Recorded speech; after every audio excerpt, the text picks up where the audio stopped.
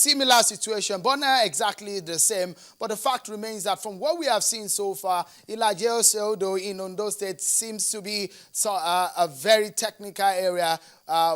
Water, I mean, it's a riverine area and a bit difficult to access. But what would you say about the logistics of INEC? I'm still going to come back to the issue that you raised about declaring the presidential election inconclusive. But first, what would you say about during the Ondo governorship election and now? Is there any form of improvement in INEC's way of carrying out its duties, talking about logistics? Anyway, I'm not working in INEC, but I know Nigeria has given INEC enough money, running into hundreds of billions, to conduct a free and fair election. And the government of Nigeria will still give them more through appropriation. These are taxpayers' money, and we expect something better than what we are having. It is not a matter of whether INEC has improved or not. I don't work in INEC. I am a leader of a political party. It's only when I get on ground in an election I will now know whether INEC has improved or not. As I cried out in the Anambra election, which of course they admitted that it was a sham, it was not a proper election, but we have taken it in its own strides and we have moved on. But we should not give INEC opportunity to twist the law. The law is very clear on what you're expected to do as an umpire. The law is very clear on when to declare a candidate a winner. Those conditions have been fulfilled by Labour Party and Labour Party candidates in Ilaje and Ese Odo. So whether they have improved or not, that is their business. I'm not to do the job for them. But if they want to know how I will help them to improve, that means they want some consultants, and I'm not looking for a job. Maybe we'll do that for them. But they have a lot of people who are ready to assist them. If they don't do the proper thing, we must say it, we will not hide it, and we will let Nigerians know what they have done. For a moment, tell me, it seems you have some information, and someone like me, a Nigerian, is very, very curious about the statements you made about the presidential election and your information. Some people will say it's baseless because the election is not even here, and you are saying that INEC is planning to declare it inconclusive. You don't have to wait for an election. You see, plots to manipulate an election or to rig an election is never done the day of the election. You work ahead. As I'm talking to you now, plots by politicians to rig the 2015 election will start immediately. You start reviewing the voters register. That is when the plot to rig begins. You are not a politician. That's why you will not understand. If you have an election next year, the time to plot how to win, how to rig, and how to manipulate is now. Anybody can say it's baseless, but we are in the field, and we are not used to lose talk. We know what we are saying. All we are saying is we are not going to give INEC any opportunity to have a reference point as to why an election coming up next year will be declared inconclusive. All we are saying is the law requires you to declare a winner by simple majority in an election of this nature.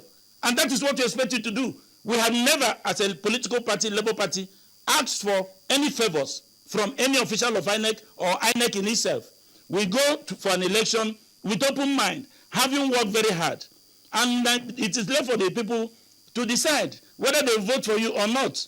And when they have voted for you, nobody under the sun should take away your mandate, because that mandate has been freely given to you by the people. And that's all we are asking INEC to do. Declare the result of Ilaje-Ese Odo local government. I just brought the intelligence report we have to buttress so that Nigerians will know what will happen next year.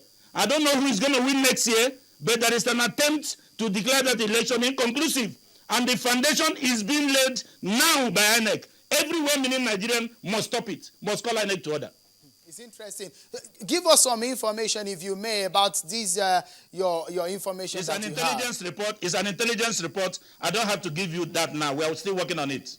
Really, because the Nigerians they hold that particular election very important, and I'm very sure INEC will be reacting to this. But just a moment, I know that you're a delegate to the national conference, and I'd like to take you up on one or two issues on that. Tell us, the delegates, have reviewed the president's speech. Let's take a look at some of the events of the past few days. What can you tell us so far about the national conference? Does it going to meet the expectations and the yearnings of most Nigerians? Yeah, I think so far so good. We had some teething problems at the beginning of the conference. Problem of how to arrive at decisions, on how to reach consensus. The problem was there, but in the wisdom of the leadership of the House, led by Justice Kutigi and Professor Akiyemi, I think they handled it very well. We arrived at 70%. Even though some of us share different views, but we have to go by people. Don't forget there are two opinions on this matter. The recommendation we had on the paper was 3/4 of members in case we are unable to arrive at consensus. Their position on 3/4 is to the effect that that is closer to consensus. But some of us who believe that consensus, in case we don't get consensus, we should go by 2/3. We hinge our argument on the fact that, one, everything we have done in Nigeria is based on 2/3. The president is elected by scoring majority votes in 2/3 states of federation. This ditto governor, most of the things we do has been based on 2/3. And it is conventional. It is all over. We talk about 2/3. So some of us saw 3/4 as an aberration, as an attempt not to let anything pass through in the convention. And I'll give you an example. If we go by 3/4, that means it is 75% of the members agreeing. The effect of that is that if 74% of members agree that certain things be done in a particular manner, 26% says no, it means that thing will not pass because the 74% could not muster 1 more percent to let it pass. That means the tyranny of the minority is over the majority. And the cardinal principle of democracy, which I know all over the world, is that the minority will have their say, the majority will have their way. So if we don't agree on consensus, we feel that 2/3, which is not easy to get, can agree to let that pass. But 3/4 is far, far away from that. And I think that was the intention. That was what led the 50 wise men, whom we now refer as the super delegates, to arrive at a position which we have now accepted. All along, we have discussed the presidential address, and I will tell you that 99% of the delegates applauded Mr. President, that the address was well written, well delivered, that he captured the main essence of the conference, and that we have to work as a team, as Nigerians who have the interests of Nigeria at heart. So we concluded that on Thursday, and tomorrow, I guess, we'll be talking about the committees, and everybody will know his committees when the main work will begin.